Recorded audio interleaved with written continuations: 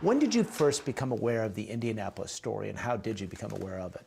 Well, I think I became aware of it as a young kid. I grew up next door in a small town, and my next door neighbor was a survivor of the Arizona.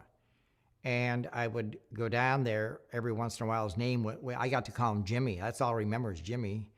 And I go down and sit on his back porch with him, and I'd want to know about the Navy as a kid because we had planes flying over us to a naval air station. And he would tell us a story, and he would talk about the Arizona and what had happened, and he was a survivor and all that stuff. And he jumped off the fantail when the ship was hit into the water, holding his hat. And then when he died, his widow gave me his hat. And so that made a profound, but he did mention the Indianapolis. He said, as bad as the Arizona was, there was the Indian. And so I remembered that. And so fast forward, we start this model company, and we're building a lot of World War II ships and what have you. And I was aware of the Indianapolis story, of course. And then I got a call from a survivor and then inviting me to their reunion. And I accepted. And at that reunion, these guys were just so hell-bent on clearing the name of their captain officially that I took a profound interest in it, largely because I think of the Arizona experience. And consequently, I said unequivocally, we are doing a model of the Indianapolis, and we'll help you any way we can to achieve your goal of clearing your captain's name. So tell me, why was it important to build a model, and how do you think that might have been instrumental in ultimately clearing Captain McVeigh? Well, first of all, because of the notoriety we have, we're seen as probably the finest ship model builder in the world today, and even then we were. I knew we get a lot of publicity, and the model would enable us to tell the story and let the world know that these guys were trying to clear the captain's name, Captain McVeigh's name. So that was the reason for it. Then it kind of morphed into a situation where the more I found out about the Indianapolis and what occurred, the more I guess, bought into it, and then it became a passion for me that this guy's name's got to be cleared. I mean, he was railroaded. There was no question in my mind. So when we went about the process of finding and putting together all the materials to create this model, and it was about a 2-year process. So as we went on and we're getting this model built and done, the book In Harm's Way was about to be released, and we said we support him, the author, with having the model present at his book introduction. Of course, we did that. And I think it was right then and there, I took one of the original copies, if I'm not mistaken, and I said, well, I know what I'm going to do with this, and I figured I got nothing to lose. So who am I? I'm a nobody. And it wouldn't matter whether I signed a letter or not. So we just packaged up the model, and we sent it to President Bill Clinton at the White House in Washington, D.C., along with the book, with just a note. It was just a card, and it was just, and then the base of the ship model that was sitting on was signed by the survivors. And the card just said, do the right thing. Big, bold letters. And so therefore, I guess I did that in that way because it wasn't about fine art models. It wasn't about me. It was about them. And this model was going to help them clear their captain's name. So if that model helped clear their captain's name, I'm the happiest guy on the face of the earth. I know it didn't do any harm. And it was probably the best possible use for that model at that time. So you just packed up a $12,500 model, shipped it to the White House, and that's the last you saw of it, and you hope it helped. Wow. And I don't, and to this day, I don't care about the money. I don't care what it costs. I don't care. Because it's just money. What they were trying to accomplish was far greater than that. You know, that's nothing. I mean, how many guys died? 900 died. What's money? It's nothing. It's nothing. Did you ever find out what happened once that showed up at the White House, or? No. There was never acknowledgement or anything that they received it. Well, Right. we know that. Is it still in the White House, as far as you know? I have no way of knowing. No way of knowing. Isn't that interesting? But what's interesting is maybe it was just the terse note that was with it. It was not dear so-and-so. It was just do the right thing. That's all. It must give you a little bit of gratitude to know you might have had some small part in that, right? You know, I'd like to say that I have that feeling. It's, how do I put it? I don't think of it in terms of me. I'm nothing. I'm so happy for those guys. I mean, it has nothing to do with me. It has everything to do with those survivors and what they wanted to accomplish. I'm nothing. What was your impression of meeting them and getting to know them? It was like my neighbor sitting on the back porch talking to him. They knew I was genuinely interested, and because I was genuinely interested, they shared stories I'd never even told their families. Well, I found that out when my neighbor died. And his widow came to me and she said, you know more about what happened to Pearl Harbor than I ever did. He never told anyone anything. You're the only person he told this to. Well, you know, that's pretty powerful. And then when you suddenly feel the same thing from the survivors of the Arizona I met with, and then you feel the same thing from the survivors of the Indianapolis, I guess they understood. They felt that I really did care, and I'm grateful for that because I really do care. I mean, I'm as angry today as I ever was. So Angry about what? as to what happened and why it happened and how it happened. You're talking about McVeigh specifically. Yes, yeah. exactly. Yep. Are you still angry about it? Why? I'm angry about this whole thing of bureaucracy and what happens within a bureaucracy and the things that are covered up and the lies that are told. And this was a classic example of that. And that's what makes me angry. I mean, when you figure that these guys were in the water for 4 days and they should never have been there at all, or if they were, they shouldn't have been there for 4 days, only because incompetence. And then the incompetence was covered up until years later when these secret documents, quote unquote, were released, and then you find out what really happened. So, yeah,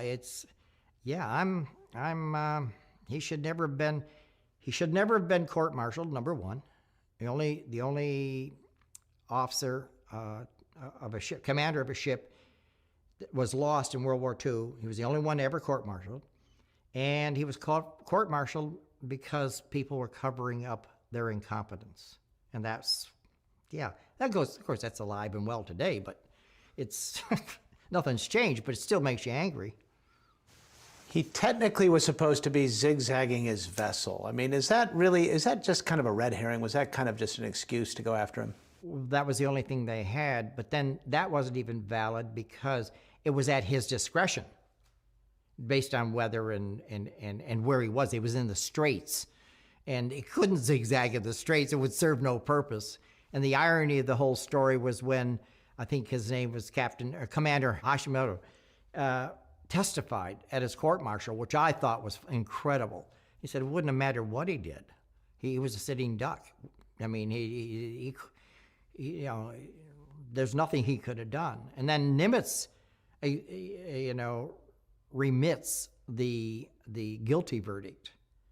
And of course, but he's living with this whole thing, and then he commits suicide in 1968. Well, the fact that he carried that with him as a captain of the ship, that's wrong. That's just absolutely wrong. It had nothing to do with him. It had to do with everything with the people that didn't even know he was there, and the 3 listening stations that ignored the distress signal, and all that was covered up until later on after the war. So that's what makes me angry. Why do you think it was so important for the survivors you got to know to clear their captain's name? It was a family. I mean, he was the head of the family. This was a family. You know, I mean, stop and think about where they've just been. They ended the war. I mean, they were This ship, the Indianapolis, was largely responsible for the end of World War II. It was carrying the components for the Fat Boy, which bombed Hiroshima. But little things like the ship went from its location, I think it was in San Francisco, to Pearl Harbor in 71 and 3/4 hours at an incredible speed. It's still, that record still holds today. Then it was unescorted from Pearl Harbor to Tinian, and they got there 3 days later. And of course, that was the beginning of the end of the war. That's pretty powerful stuff, and a nation should be grateful for these people that did that. And now, of course, the nation is, but to have the Navy covered up their incompetence and sacrifice this captain and his family, if you will. I mean, they took it personally. It was not just the captain. It was a reflection on them, the family. So it's a family thing. And as I said earlier, I'm just happy that if we helped in some way, we helped. But it's all about them. It's nothing about fine art models or me, that's for sure. We know the Indianapolis story as much as anything for the dramatic sinking and the fact that those poor guys were stuck in the water. But it has quite a storied history way before that. You touched on it, but it was there at Iwo Jima. It was there at Okinawa. It was actually Roosevelt's ship of state. Incredible history. Yeah, give us a few words on the history of this ship from the beginning. Well, the beginning, it's an extremely long history, and the Iwo Jima thing rings the bell in a very major way, only because in this small town of Marine City, we just showed a documentary here at our theater called The Iwo Jima Diary, and before you showed up this morning, the first Wednesday every morning, the old guys meet here, all the guys in the 90s. Then we had about 12 of them here today. Coffee and donuts. We provide the coffee and donuts, and we meet, and they tell their stories. So I'm telling them about the Iwo Jima story and the diary that we're going to show, and this guy across the table goes, I was in the first wave. Everyone stopped and looked at him and said, what do you mean you were in the first wave? I was in the Navy. And his landing craft was it was like, shall we say, next door to the Indianapolis, because they were softening up the island for the landing. And he pointedly mentioned the Indianapolis to me several times. And in fact, he was here this morning, and we were talking about, and we had the model of the Indianapolis here, and he said, I can remember that, and here's what I remember. And he had a great story. So of course we did the documentary with him present, and he told his story for the first time to his family. No one had ever heard his story. And it's so if you could look at the history of the Indianapolis, it started out as a light cruiser, then became a heavy cruiser, and was commissioned, I think, on November 14th in 1931, if I'm not mistaken. And it was part of Roosevelt's entourage. It goes on and on. It's pages of what it did before it got to where it got. I think it got 10 battle stars. 10 battle stars, yes. Which is pretty, that's incredible. There aren't many ships that have that kind of distinction. And damaged, sent back for repair, then come back into the action, and was very significant. I think part of the reason it ended up getting the Little Boy mission is it was in San Francisco getting repaired, fixed after a kamikaze strike, right? So, this thing, it was in the action no matter what. It was there. It's kind of unfortunate, given all of that what we remember it for is for how it sunk. We remember it for 12 minutes when it had 13 wonderful and glorious years, right? Yeah. And the thing, too, though, the thing that bothers me is that it's an earshot. It's sunk, and then we hear about the sharks and this and that, but no one goes into depth as to what really did happen. There were guys in the water after the second or third day that were so delirious, some of them took their own life. The whole issue of the sharks and what that does to the psyche, the point being is that that the survivors that there were, I think 317 survivors, man, the fact that they could function for the rest of their life after that experience is an incredible tribute to them as men, you know. And I think that they've now found the Indianapolis, and that's great. But let's just tell the entire story of Indianapolis. That's what I want to see done. Let's tell the world what really happened, and it's far more than just the sinking of a ship. So that's what I hope gets told, for the sake of them, the crew. You might have just given me my show closer, by the way. Thank you, by the way. I appreciate that. That was. Tell me, why do you think it's important for these guys? Why do you think it's important in general, but particularly for the survivors that remain, the few, the 19, to have found the wreckage? Why does that matter so much? You know, that's a great question, because I don't have that answer. If you ask me, it's a peace of mind in knowing where it is. Do we have to film it? Probably not. Do we have to visit it? Probably not. But it's like a loved one, and that ship was family too, you see. That ship they were on was family. Knowing where it is, I think, probably is like a member of your family gone missing. Now they know where it is. I think there's a certain peace of mind associated with that.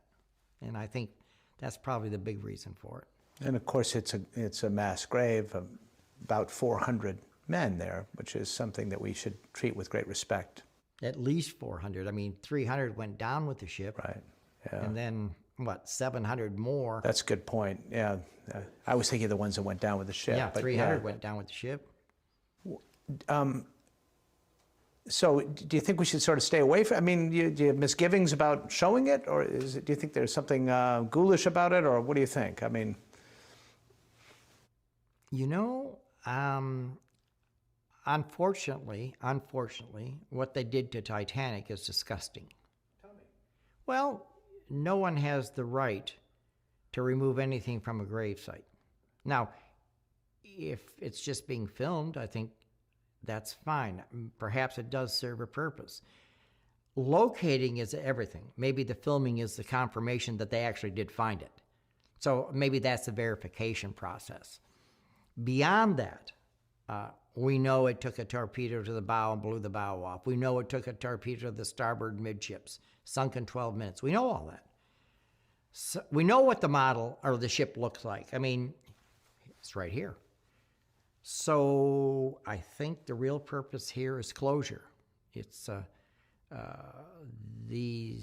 family now knows where it is, and I think you have to ask that of the survivor. My guess is, being around them, that's what he'll tell you. We know where our ship is now. The USS Indianapolis probably is the Titanic of the U.S. Navy, the greatest loss of life of any ship sinking in the history of the U.S. Navy. And so here we have this Titanic exhibit, RMS Titanic, floating around the world. And by the way, our model will never be used by them or any venue that hosted that exhibit. Here's our position. It's a gravesite. No one has the right to remove personal belongings from a gravesite. The glasses you found at Titanic were probably on someone. That's their personal belongings. You have no right to remove that from a gravesite. 1,100 people died there. Well, it's no different than Indianapolis. Such a tremendous loss of life. It's a gravesite, and that's fine. You've discovered the gravesite, but don't touch it. Don't touch it. I mean, and I think that's really important. So, when you look at the Indianapolis story, it's just one of these stories that, but wait, there's more. There's all these things that keep happening. It's truly an extraordinary tale, isn't it? I mean, and for example, when you talk about the actual sinking, there's so many things that happen in sequence. It's almost like a plane crash. If you pulled any one of those things out, it probably wouldn't have happened. That's right. What are your thoughts on the whether it was, it seemed like a very lucky ship for a long time. Was it kind of a star-crossed ship or something? I don't know. I don't know. I think there's so much irony associated with this. You know, a ship that had done so much in its career and it was so important to the ending of the war on the one hand, and then to be shot out of the water in the middle of nowhere by a Japanese submarine. And then the irony that after the war, we've got the Japanese commander of that sub testimonying at this court-martial trial. You put all that together, and you couldn't write a script like that because it wouldn't be believable. It's just unbelievable. The fact that they didn't have an escort, the fact that at the port they didn't report that it hadn't arrived, the fact that those distress signals were ignored, all these things are pretty extraordinary. Well, it is. It's no different than Titanic. As the Irish will tell you, the ship was perfectly fine when it left Belfast. We gave it to the English, they sunk it. There was nothing wrong with the rivets or the steel or anything else. I mean, it was greed, arrogance, pride, incompetence, negligence. That sunk Titanic. I mean, now, why were those guys in the water for 4 days? Incompetence, negligence, all the same things that, oh, by the way, are alive and well today. But not Captain McVeigh. No, that man, as far as I'm concerned, how do I put it? He deserved recognition of the finest kind for what he accomplished. What he did was incredible, and he did it on his own. That ship had no escorts, no air cover. They just did it, and that's a statement. That's a statement. Why don't you say a few words about what, describe the model behind us and what's involved in all that? Sure. Well, in building a model, our position in building a model is that there can't be any errors. We have to have every plan and know the answer to every question before we ever lay out our plans to build it. And therefore, we jump through all sorts of hoops, pictures and plant the original plans and whatnot. And the Navy would cooperated with some of the plans, but not all of them. But then we found the plans in a shipyard, and we put it all together. And it took about 8 months just to pull all the materials together so we could even design the ship model to build it. And then once we had everything done, it took us about 7 months to build the model itself. So about a 2-year process. So 1997 to 99 is when we got it done, and then that's when we quote, no pun intended, launched the ship model. And you say, how many of those are there? There are 15 of these in the world. Wow. And when we announced the Indianapolis that we were building it, we do limited editions. They were sold out the day we announced it.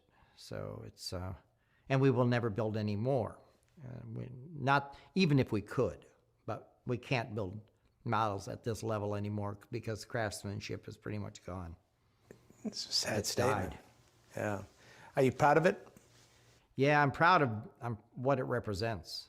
I mean, it's a great model. Don't get me wrong. It's a fantastic model. But I'm even prouder that we did it for what it represents. Yeah, that's huge for me. It kind of goes back to why I did the Arizona. Same thing. I did it for these guys. And that was important, still is. I mean, I'm sitting here with goosebumps telling you that because it's really what I mean. Did you follow the search pretty closely? It's pretty impressive how they found it. Yeah, well, I followed not only this one, but the Discovery Channel when they went looking for it. And and why? Why did I follow it? I guess I wanted them to find it. And when they found it, when they said they found it, I don't know, there was a sense of relief. Maybe I was feeling what the survivors felt. Maybe. You'll find that out when you talk to them. And I can't wait to see the answer to that. But I kind of think there's a certain relief. Well, the term of art these days is closure, which I don't know if I understand closure, but I don't know. Would you go with that word, or does that mean anything to you? If one of your family goes missing and you don't know where they are, then you find them, at least you have that closure of knowing where they are. And the ship was family. So it was metal, but it was family, it was their home. It's where the family lived.